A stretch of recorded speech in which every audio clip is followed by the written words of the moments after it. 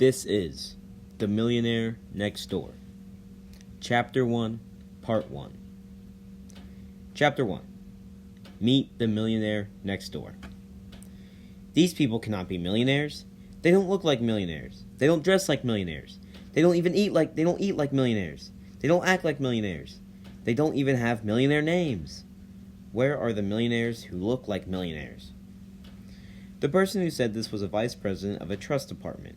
He made these comments following the focus group interview and dinner that we hosted for first-generation millionaires. His view of millionaires is shared by most people who are not wealthy. They think millionaires own expensive clothes, watches, and other status artifacts. We have found that this is not the case. As a matter of fact, our trust officer friend spends significantly more for his suits than the typical American millionaire. He also wears a $5,000 watch.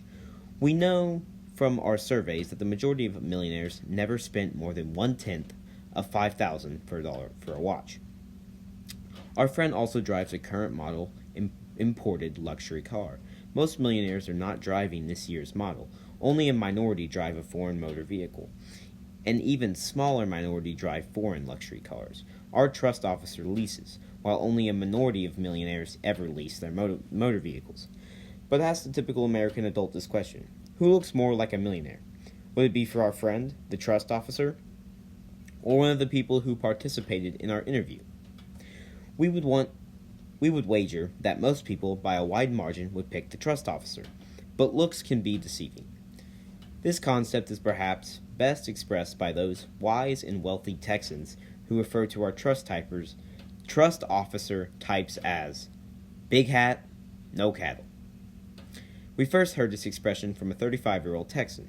He owned a very successful business that rebuilt large diesel engines, but he drove a 10-year-old car and wore jeans and a buckskin shirt. He lived in a modest house in a lower middle-class area. His neighbors were postal clerks, firemen, and mechanics. After he sustained his financial assets or success with actual numbers, this Texan told us, "My business does not look pretty.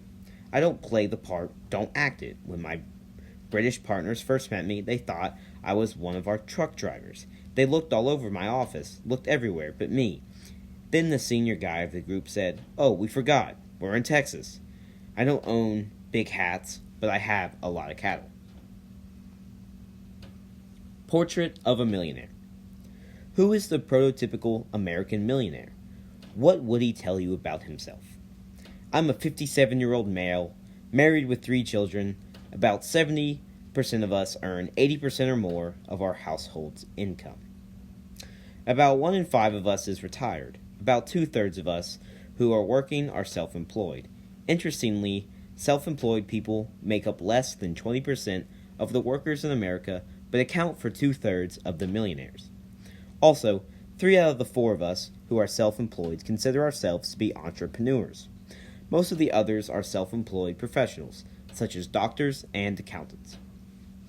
Many of the types of businesses we are in could be classified as dull normal.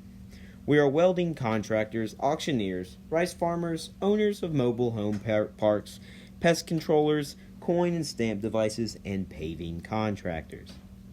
About half of our wives do not work outside the home.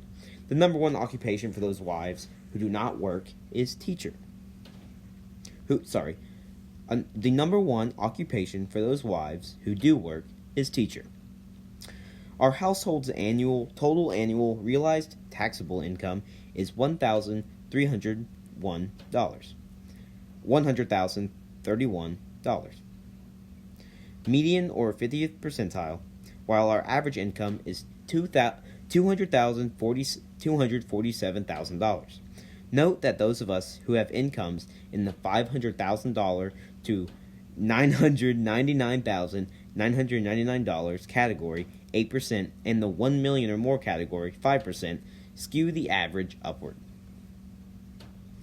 We have an average household net worth of $3.7 million. Of course, some of our cohorts have accumulated much more. Nearly 6% have a net worth over $10 million. Again, these people skew our average upward. The typical, median, or 50th percentile millionaire household has a net worth of $1.6 million. On average, our total annual realized income is less than 7% of our wealth. In other words, we live on less than 7% of our wealth. Most of us, 97%, are homeowners. We live in homes currently valued at an average of $320,000. About half of us have occupied the same home for more than 20 years. Thus, we have enjoyed significant increases in the value of our homes. Most of us have never felt at a disadvantage because we did not receive any inheritance. About 80% of us are first-generation affluent. We live well below our means. We wear inexpensive suits and drive American-made cars. Only a minority of us drive the current model year automobile. Only a minority ever lease our motor vehicles. Most of our wives are planners and meticulous budgeters. In fact, only 18% of us disagreed with the statement, "Charity begins at home." Most of us will tell you that our wives are a lot more conservative than money than we are. We have a go-to-hell fund. In other words, we have accumulated enough wealth to live without working for 10 or more years. Thus, those of us with a net worth of $1.6 million could live comfortably for more than 12 years. Actually, we could live longer than that since we save at least 15% of our earned income.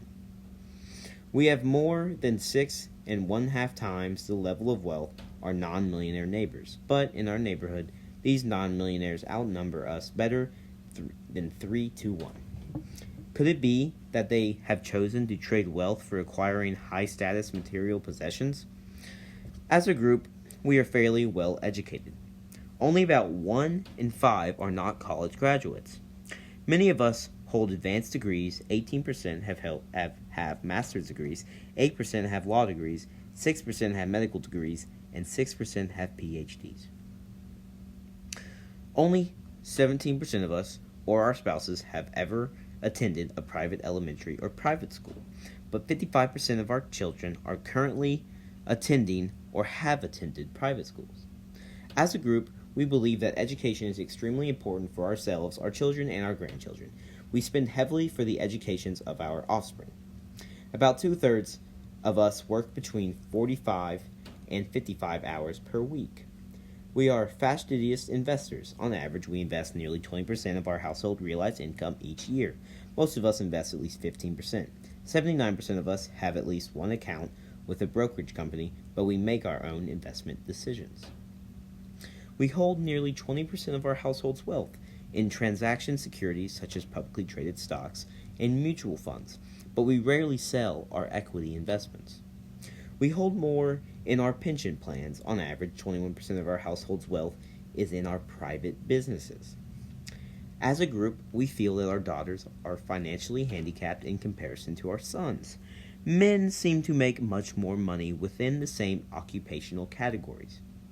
That is why most of us would not hesitate to share some of our wealth with our daughters. Our sons and men, in general, have the deck of economic cards stacked in their favor.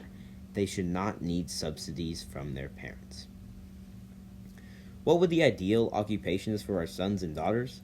There are about 3.5 millionaire households like ours. Our numbers are growing much faster than the general population. Our kids should consider providing affluent people with some valuable service. Overall, our most trusted financial advisors are our accountants. Our attorneys are also very important. So we recommend accounting and law to our children. Tax advisors and estate planning experts will be in big demand over the next 15 years. I am a tightwad. That's one of the main reasons I completed a long questionnaire for a crispy $1 bill. Why else would I spend 2 or 3 hours being personally interviewed by these offers? They paid me $100, $200, or $250. Oh, they made me another offer to donate in my name the money I earned from my interview to my favorite charity. But I told them I am my favorite charity. Wealthy defined. Ask the average American to define the term wealthy. Most would give the same definition found in Webster's. Wealthy to them refers to people who have an abundance of material possessions. We define wealthy differently. We do not define wealthy, affluent, or rich in terms of material possessions. Many people who display a a high consumption lifestyle have little or no investments, appreciable assets, income producing assets, common stocks, bonds, private businesses, oil or gas rights, or timberland. Conversely,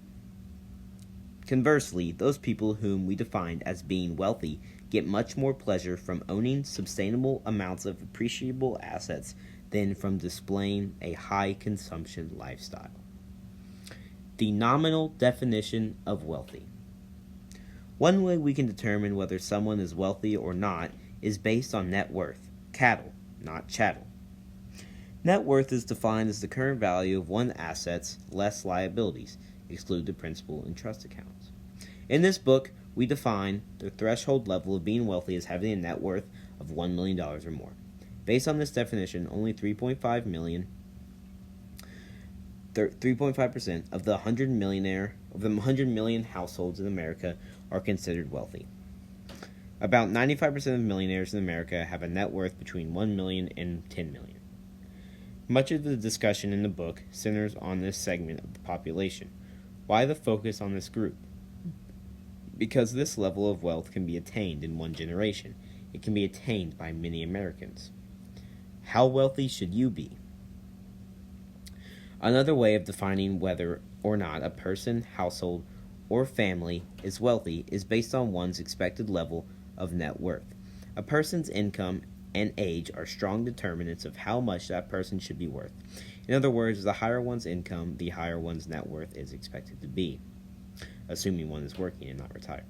Similarly, the longer one is generating income, the more likely one will accumulate more and more wealth.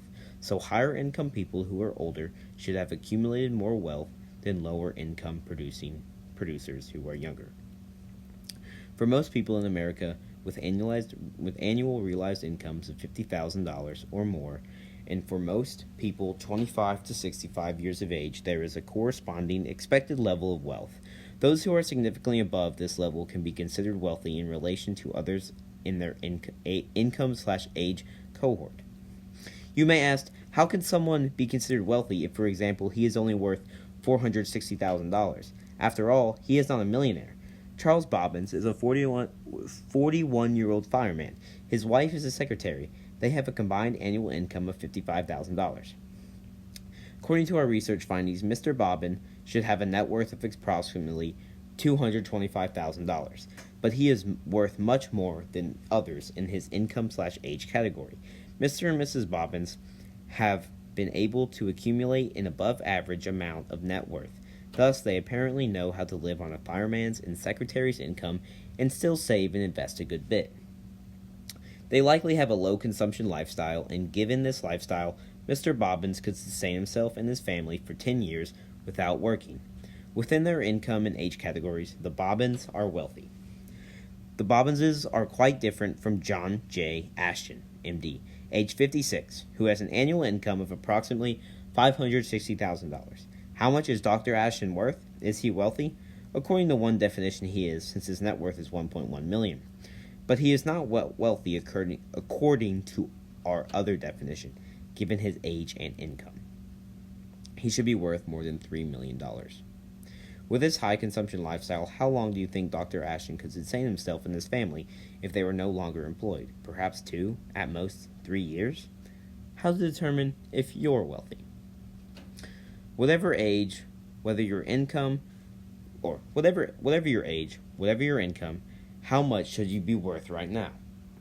From years of surveying various high-income net worth people, we have developed several multivariable-based wealth equations. A simple rule of thumb, however, is more than adequate in computing one's expected net worth. Multiply your age times your realized pre-tax annual household income from all your sources except inheritances. Divide by 10. This less any inherited wealth is what your net worth should be. For example, Mr. Anthony O. Duncan is 41 years old, makes $143,000 a year, and has investments that return another $12,000 a year. He would multiply $155,000 by 41. That equals $6.3 million. Dividing by 10, his net worth should be $635,000. If Mrs. Lucy R. Frankel is 61 and has a total annualized real income of $235,000, her net worth should be $1,433,000. Given your age and income, how does your net worth match up? Where do you stand along the wealth continuum? If you are in the top quartile for wealth accumulation, you are a PAW, a prodigious accumulator of wealth. If you are in the bottom quartile, you are a YAW, UAW, or under accumulator of wealth. Are you a PAW or WA, or just a AAW, average accumulator of wealth? We have developed another simple rule to be well positioned in the PAW category. You should be worth twice the level of wealth expected. In other words, Mr. Duncan, net worth / wealth should be approximately twice the expected value or more of his income / age cohort, or $635,000 multiplied by 2 equals $1.2 million. If Mr. Duncan net worth is approximately $1.2 million or more, he is a prodigious accumulator of wealth. Conversely, if the level of wealth is 1/2 or less than expected for all those in the income age category, Mr. Duncan would be classified as a UAW. If his level of wealth were $317,000 or less, or 1/2 of $635,000.